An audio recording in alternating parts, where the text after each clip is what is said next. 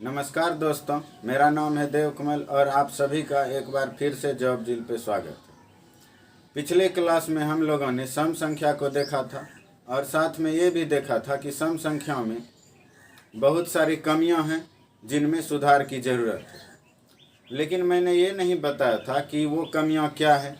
तो कुछ स्टूडेंट्स ऐसा पूछ रहे थे कि आखिर क्या सम संख्याओं में ऐसा क्या सुधार कर दिया जाए कि हम लोगों को पढ़ने में कोई प्रॉब्लम नहीं होगी। तो चलिए देखते हैं कि सम संख्या में क्या सुधार होना चाहिए।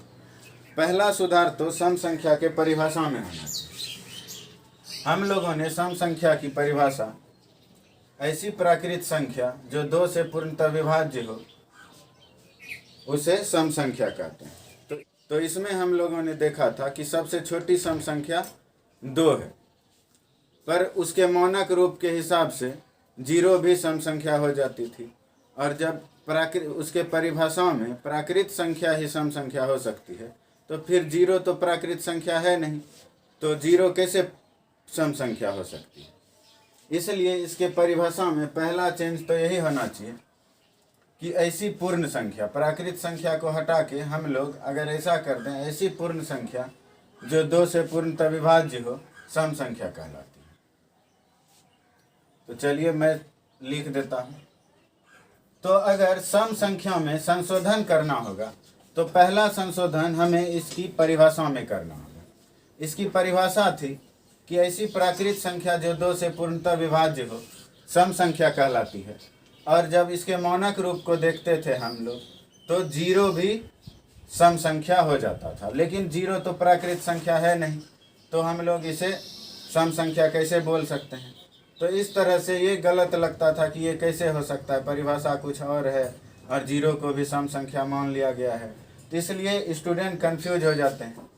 इसलिए अगर संशोधन करके ऐसा कर दिया जाए कि ऐसी पूर्ण संख्या जो 2 से पूर्णतः विभाज्य हो सम संख्या कहलाती है, तो इस तरह से पूर्ण संख्या 0 से शुरू होती है और 0 2 से विभाज्य है तो 0 सम संख्या है।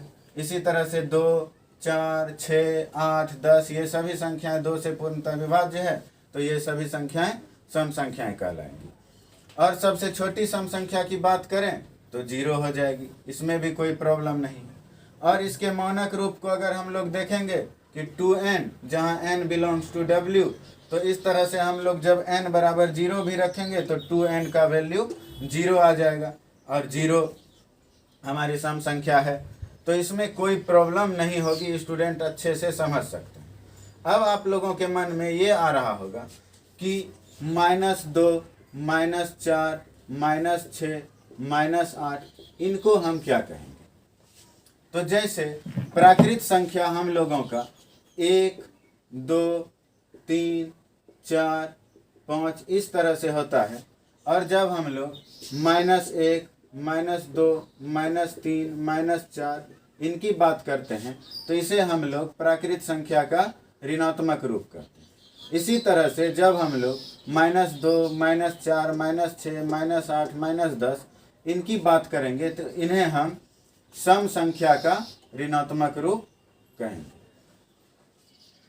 और अगर दूसरा संशोधन करना हो तो दूसरा संशोधन वर्तमान समय में पूछे जाने वाले प्रश्नों पर करना होगा, क्योंकि अभी जो प्रश्न पूछे जाते हैं कि प्रथम n प्राकृत संख्याओं का योग क्या होगा, तो हम लोग पहली प्राकृत संख्या 2 को लेकर चलते हैं और इस तरह से इस फार्मूले का यूज करके हम लोग बनाते हैं। लेकिन अगर हम लोग पहली सम संख्या 0 को लेंगे तो ये फार्मूला गलत हो जाएगा, फिर इससे आंसर नहीं आएगा। तो देखते हैं कि अगर प्रथम n सम संख्याओं का योग इसके हिसाब से देखना हो तो पहली सम संख्या 0 होगी, इसके बाद 2 4 6 ... अगर हम लोग अंतिम सम संख्या की बात करें तो ये हमेशा 2n-2 होगा। और हम लोग ऐसे सीरीज को कैसे हल करते थे जिसमें प्रत्येक टर्म के बीच कॉमन डिफरेंस बराबर होता था। तो हम लोग पहले और अंतिम वाले को जोड़कर 2 से भाग देते थे और संख्याओं की कुल संख्या से गुना करते थे। तो यहाँ भी वही करके देखिए, 0 + 2n - 2 बाय 2 इंटू यहाँ संख्याओं की कुल संख्या n है तो n से गुना कीजिए। जब इसको सॉल्व करेंगे तो क्या हो जाएगा 2 into n minus 1 by 2 into n। ये 2 से 2 खत्म, n इंटू n माइनस 1। तो देखिए ये आ जाएगा। तो अगर हम लोग पहली सम संख्या 0 को लें और 2, 4, 6 इनका योग करना हो तो इस फार्मूले का यूज करेंगे।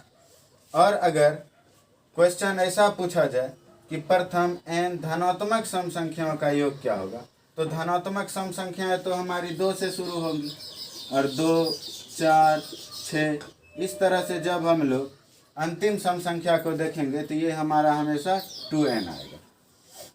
और पिछले क्लास में हम लोगों ने देखा था जब हम लोग इसको सॉल्व करते हैं तो ये आ जाता है, या आप लोग खुद से कर सकते हैं। इसका भी कॉमन डिफरेंस इक्वल है 2 है, तो पहले और अंतिम वाले को जोड़ दीजिए 2 प्लस 2n बटे 2 गुने n। जब यहाँ पे 2 कॉमन लेंगे तो आ जाएगा 1 plus n by 2 into n, और ये 2 से 2 कैंसिल हो जाएगा, आएगा n इंटू n प्लस। तो हम लोगों ने क्या देखा कि अगर सम संख्या की परिभाषा में और वर्तमान समय में पूछे जाने वाले प्रश्नों में थोड़ी सी सुधार कर दी जाए तो बच्चों को पढ़ने में कोई भी कठिनाई नहीं होगी। जैसे परिभाषा में प्राकृत संख्या की जगह पूर्ण संख्या कर दी जाए और जो भी प्रश्न पूछे जाते हैं उन्हें स्पष्ट रूप से पूछा जाए तो बच्चों को कोई भी परेशानी नहीं होगी।